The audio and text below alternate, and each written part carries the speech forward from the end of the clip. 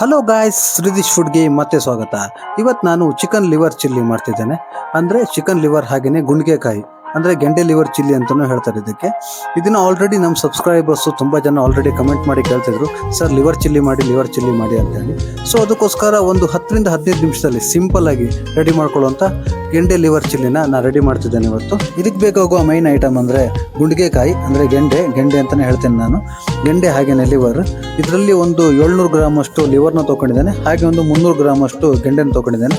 ಇದನ್ನು ಆಲ್ರೆಡಿ ಚಿಕ್ಕದಾಗಿ ಪೀಸ್ ಮಾಡ್ಕೊಂಡಿದ್ದೇನೆ, ಯಾಕಂದರೆ ಇದು ಚೆನ್ನಾಗಿ ಬಾಯ್ಲ್ಡ್ ಆಗುತ್ತೆ. ಚಿಕ್ಕದಾಗಿ ಪೀಸ್ ಮಾಡಿಕೊಂಡ್ರೆ ಚಿಕ್ಕದಾಗಿ ಪೀಸ್ ಮಾಡಿಕೊಂಡು ವಾಶ್ ಮಾಡಿ ರೆಡಿ ಮಾಡಿಟ್ಕೊಂಡಿದ್ದೇನೆ ಇದನ್ನು. ಇದ್ರ ಜೊತೆಗೆ ಒಂದು ಟೊಮೆಟೊನ ಚಿಕ್ಕದಾಗಿ ಕಟ್ ಮಾಡ್ಕೊಳ್ಳಿ, ಹಾಗೆ 2 ಈರುಳ್ಳಿ ಮತ್ತು ಒಂದು ದೊಡ್ಡ ಕ್ಯಾಪ್ಸಿಕಮ್, ಹಾಗೆ ಇದ್ರ ಜೊತೆಗೆ 4 ಹಸಿಮೆಣಸು ಮತ್ತು ಒಂದು 5 ಬೆಳ್ಳುಳ್ಳಿ ಹೆಸಳು. ಹಾಗೆಯೇ ಈ ಲಿವರ್ ಚಿಲ್ಲಿಗೆ ಬೇಕಾಗುವ ಇಂಪಾರ್ಟೆಂಟ್ ಐಟಮ್ ಅಂದರೆ ಈ ಪೌಡರ್ನ ರೆಡಿ ಮಾಡ್ಕೊಳ್ಳೋದು ಹೇಗೆಂದರೆ 2 ಚಮಚದಷ್ಟು ಕೊತ್ತಂಬರಿ ಕಾಳು, 1 ಚಮಚ ಕಾಳು ಮೆಣಸು, ಹಾಗೆ 1 ಚಮಚ ಜೀರಿಗೆ.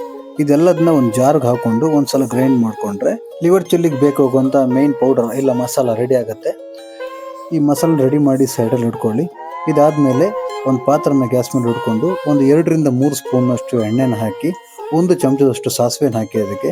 ಅದಾದಮೇಲೆ ಒಂದು ಬೆಳ್ಳುಳ್ಳಿ ಆಲ್ರೆಡಿ ಕಟ್ ಮಾಡಿ ಇಟ್ಕೊಂಡಿರೋದು ಮತ್ತು ಒಂದು 10 ಹೆಸರು ಕರಿಬೇವು, ಇದನ್ನು ಹಾಕಿ ಚೆನ್ನಾಗಿ ಮಿಕ್ಸ್ ಮಾಡ್ಕೊಳ್ಳಿ.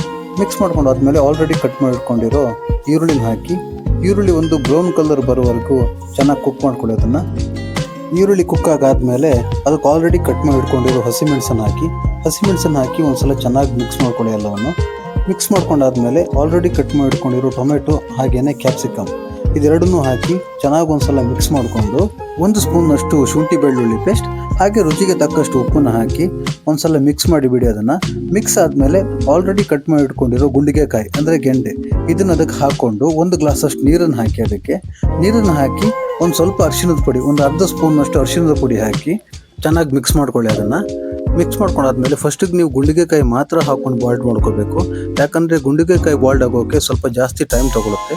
ಸೊ ಒಂದು 5 ನಿಮಿಷ ಅಂದರೆ 1 ಕುದಿ ಬರೋ ತನಕ ಗುಂಡಿಗೆಕಾಯಿ ಬಾಯ್ಲ್ಡ್ ಆದಮೇಲೆ ನೆಕ್ಸ್ಟ್ ನೀವು ಲಿವರ್ ಕಟ್ ಮಾಡಿ ಇಟ್ಕೊಂಡಿರ್ತೀರಲ್ವ ಆ ಲಿವರ್ನ ಹಾಕ್ಕೊಂಡು ಮತ್ತೆ ಚೆನ್ನಾಗಿ ಮಿಕ್ಸ್ ಮಾಡಿಕೊಂಡು ಮತ್ತೆ ಒಂದು 5 ಮಿನಿಟ್ಸ್ ಚೆನ್ನಾಗಿ ಬಾಯ್ಲ್ಡ್ ಮಾಡಿದರೆ ಲಿವರ್ ಹಾಗೆಯೇ ಗುಂಡಿಗೆಕಾಯಿ ತಿನ್ನೋದಕ್ಕೆ ತುಂಬಾ ಸಾಫ್ಟ್ ಆಗಿರುತ್ತೆ.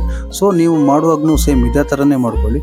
ಫಸ್ಟಿಗೆ ಗುಂಡಿಗೆಕಾಯಿನ ಬಾಯ್ಲ್ಡ್ ಮಾಡಿಕೊಂಡು ನೆಕ್ಸ್ಟ್ ಅದಾದಮೇಲೆ ಲಿವರ್ನ ಹಾಕ್ಕೊಂಡು ಚೆನ್ನಾಗಿ ಮಿಕ್ಸ್ ಮಾಡ್ಕೊಂಡಾದ್ಮೇಲೆ ನಾವು ಆಲ್ರೆಡಿ ರೆಡಿ ಮಾಡಿ ಇಟ್ಕೊಂಡಿರೋ ಮಸಾಲ ಇಲ್ಲ ಪೌಡ್ರ್ ಏನಿದೆ ಫೈನಲ್ ಅದನ್ನು ಹಾಕ್ಕೊಳ್ಬೇಕು. ನಾವು ಅದನ್ನು ಹಾಕ್ಕೊಂಡು ಒಂದ್ಸಲ ಚೆನ್ನಾಗಿ ಎಲ್ಲದನ್ನ ಮಿಕ್ಸ್ ಮಾಡಿಕೊಂಡು 5 ಮಿನಿಟ್ಸ್ ಇದನ್ನ ಬಾಯ್ಲ್ಡ್ ಆಗೋಗ್ಬೇಡಿ. 5 ಮಿನಿಟ್ಸ್ ಬಾಯ್ಲ್ಡ್ ಆಗಿ ಈ ಥರ ಒಂದು ಕುದಿ ಬರ್ತದೆ. ಒಂದು ಕುದಿ ಬಂದಾದಮೇಲೆ ಫೈನಲ್ ಆಗಿ ಒಂದು ಸ್ವಲ್ಪ ಕೊತ್ತಂಬರಿ ಸೊಪ್ಪು ತಗೊಂಡು ಕೊತ್ತಂಬರಿ ಸೊಪ್ಪು ಮೇಲಿಂದ ಹಾಕಿದರೆ ನಮ್ಮ ಟೇಸ್ಟಿ ಹಾಗೆಯೇ easiest recipe chicken liver chilli ready to eat. ಇದನ್ನು ನೀವು ಚಪಾತಿ ಇಲ್ಲ ಪರೋಟ ರೈಸ್ ಯಾವುದ್ರ ಜೊತೆಗೆ ಬೇಕಾದರೂ ಸರ್ವ್ ಮಾಡ್ಕೊಳ್ಬೋದು.